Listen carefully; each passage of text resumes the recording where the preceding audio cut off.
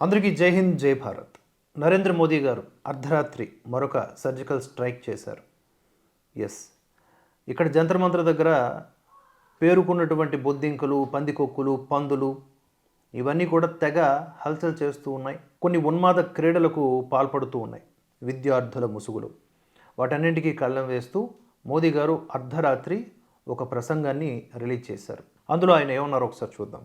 Friends, मैं जानता हूं कि पेपर लीक ये कोई मामूली विषय नहीं है. लाखों विद्यार्थी और उनके अभिभावकों के लिए बहुत ही पीड़ादायक है. పేపర్ లీక్ అనేది ఏమంత సాధారణమైన విషయం కాదని నాకు తెలుసు. లక్షలాది మంది విద్యార్థులకు, వారి తల్లిదండ్రులకు ఇది చాలా బాధాకరమైనది. అందుకే పేపర్ లీక్ ఘటన జరిగినప్పటి నుంచి ఇప్పటి వరకు గత 2 నెలల్లో అనేకమైన కఠినమైన చర్యలు తీసుకున్నాం. నేరస్తులను పట్టుకున్నాం. వారు ఇప్పుడు జైల్లో కూడా ఉన్నారు. విద్యార్థుల ఒక విద్యా సంవత్సరం వృధా కాకుండా చూడటమే మా అత్యంత ముఖ్యమైనటువంటి బాధ్యత. అందుకే తక్షణమే పరీక్షలు నిర్వహించడం చాలా అవసరం. ప్రభుత్వం తన పూర్తి శక్తిని ఉపయోగించి అతి తక్కువ సమయంలో దాదాపుగా 22 లక్షల మంది విద్యార్థులకు పరీక్షలు జరిగేలాగా ఏర్పాట్లు చేసింది. 5-6 రోజుల క్రితమే 19వ తేదీన ఫలితాలు కూడా వచ్చాయి. దేశవ్యాప్తంగా ఉత్తీర్ణులైన విద్యార్థుల సంతోషకరమైనటువంటి వార్తలు కూడా వస్తూ ఉన్నాయి. కానీ మేము అంతటితో సంతృప్తి చెందేవాళ్ళం కాదు. అందుకే ఫాస్ట్ ట్రాక్ కోర్టుల ఏర్పాటు కోసం నేను ఈరోజు సంబంధిత విభాగాలను ఆదేశించాను. ఆ విభాగాలు నిరంతరం శ్రమించి రాత్రికి రాత్రే నాకు ముసాయిదాను కూడా అందించాయి, అంటే డ్రాఫ్ట్.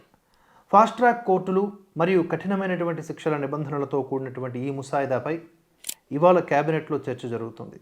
క్యాబినెట్ సహచరుల సూచనల తరువాత దీనికి తుది రూపం కూడా ఇస్తాము. సోమవారం నుంచి పార్లమెంటు సమావేశాల 2వ వారం ప్రారంభమవుతున్నందున ఆ బిల్లును సభలో వీలైనంత త్వరగా ఆమోదించేలాగా ప్రయత్నాలు జరుగుతూ ఉన్నాయి. ఇది మోదీ గారు ఇచ్చినటువంటి సందేశం సారాంశం. ఇక్కడ మనం గమనించాల్సింది ఏంటంటే, మోదీ గారు మౌనంగా ఉన్నారు అని మనం ప్రశ్నించాము, మనం అసహనాన్ని వ్యక్తపరిచాము, విద్యార్థుల పట్ల ఉదాసీనంగా వ్యవహరిస్తున్నారని చెప్పి ప్రశ్నించాము. కానీ ఇంతకాలం, అంటే ఈ గ్యాప్లో ఆయన బ్యాక్ ఎండ్లో చేసినటువంటి విషయాల్ని చాలా స్పష్టంగా చెప్పారు. ఎవరైతే ఈ పేపర్ లీకేజీ కారకులు ఉన్నారో వాళ్ళు ఎక్కడున్నారు? జైల్లో ఉన్నారు. అంటే యాక్షన్ అనేది ఎప్పుడో స్టార్ట్ అయిపోయింది. ఫాస్ట్ ట్రాక్ కోర్టుల ద్వారా వారికి కఠినమైనటువంటి శిక్షలు విధించడం జరుగుతుంది. అలాగే ఈ పేపర్ లీకేజీలు ఎలా జరుగుతున్నాయి, వాటిని ఎలా అరికట్టాలి అనే దానికి కూడా ఒక బలమైనటువంటి చట్టాన్ని తీసుకురాబోతూ ఉన్నారు. ఇప్పుడు ఉన్నటువంటి ఈ సమావేశాల్లోనే వాటిని ప్రవేశపెట్టబోతున్నారు. మరి విపక్షాలు మోదీ గారు తీసుకొచ్చినటువంటి ఈ చట్టాలని బలోపేతం చేసేలాగా సహకరిస్తారా, లేకపోతే అరిచి గోల పెడతారా? ఇవన్నీ కూడా మనం చూడాలి. ఇది మోదీ గారి యొక్క విధానం, ఇది మోదీ గారి యొక్క ప్రభావం. फ्रेंड्स, मैं जानता हूं कि पेपर लीक ये कोई मामूली विषय नहीं है. लाखों विद्यार्थी और उनके अभिभावकों के लिए बहुत ही पीड़ादायक है. और इसलिए पेपर लीक घटना से अब तक पिछले 2.5 महीनों में अनेक विध कदम उठाए गए. गुनहगारों को पकड़ा गया है, वे जेल में पड़े हैं. हमारा सबसे महत्वपूर्ण जिम्मा था कि विद्यार्थियों का 1 वर्ष बर्बाद न हो. तत्काल परीक्षाएं लेना बहुत जरूरी था.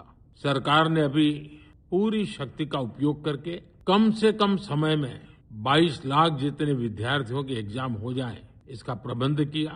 और अभी 5-6 दिन पहले 19 तारीख को रिजल्ट भी आ गया और देश भर में उत्तीर्ण हो गए विद्यार्थियों की खुशियों की खबरें भी आ रही है. लेकिन हम वहां पर संतोष मानने वाले लोगों में से नहीं है. और इसलिए मैंने आज फास्ट ट्रैक कोर्ट के लिए विभागों को निर्देश दिए थे. आज विभागों ने लगातार मेहनत करके देर रात मुझे मुसद्दा भी दे दिया. फास्ट ट्रैक कोर्ट और कठोर सजा के प्रावधान के साथ का ये मुसद्दा कल कैबिनेट में चर्चा होगी.